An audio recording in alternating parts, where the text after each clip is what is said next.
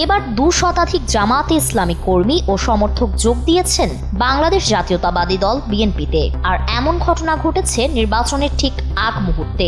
স্থানীয় পর্যায়ে এই ঘটনাকে আসন্ন নির্বাচনের অন্যতম বড় রাজনৈতিক পালাবদল হিসেবে দেখা হচ্ছে।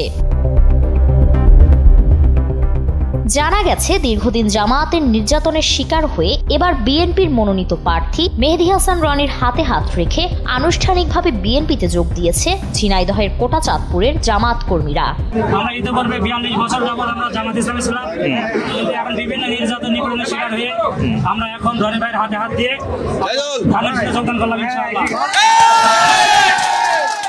বৃহস্পতিবার রাতে কোটাচাঁদপুর উপজেলার সাফদারপুর ইউনিয়নের বিভিন্ন গ্রামের প্রায় 200 জন জামায়াত কর্মী ও সমর্থক আনুষ্ঠানিকভাবে বিএনপিতে যোগ দেন।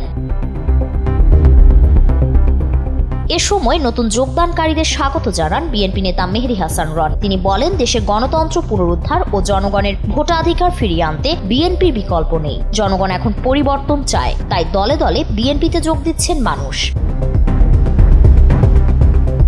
এই ঘটনাকে কেন্দ্র করে রাজনৈতিক অঙ্গনে শুরু হয়েছে নানা আলোচনা। অনেকে বলছেন এটি বিএনপির পক্ষে নির্বাচনী সমীকরণে বড় একটি ইতিবাচক বার্তা।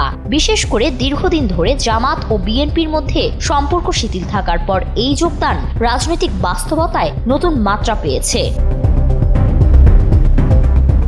তবে জামাত নেতারা দাবি করছেন ঘটনাটি অতিরঞ্জিতভাবে প্রচার করা হচ্ছে।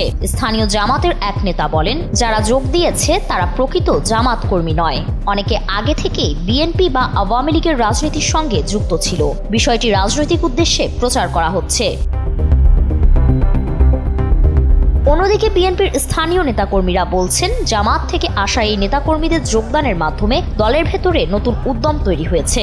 এটি শুধু কোটাচাঁদপুর নয়, পুরো ঝিনাইদহ জেলা জুড়ে বিএনপির সংগঠনে এক নতুন জোয়ার সৃষ্টি করবে। এই যোগদান অনুষ্ঠানে উপস্থিত ছিলেন উপজেলা বিএনপি, যুবদল, স্বেচ্ছাসেবক দল ও ছাত্র দলের বিভিন্ন স্তরের নেতাকর্মীরা।